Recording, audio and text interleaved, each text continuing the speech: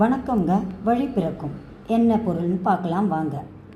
ஐயோ, நம்ம வாழ்க்கை ஒரே இடத்துல இருக்குது, ஒரு மாற்றமும் இல்லை, இதில் ஒரு புரிதலும் வரமாட்டேங்குது அப்படின்னு சொல்லிட்டு கவலையாக இருக்கா?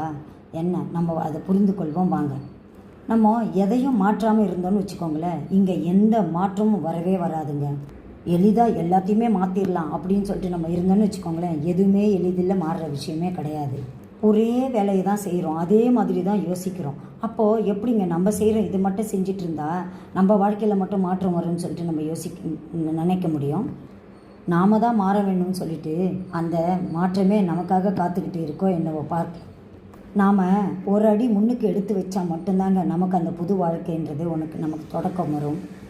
அங்கே தான் நமக்கு ஒரு புது வழியும் புது வாழ்க்கையும் நமக்கு தோன்றும்.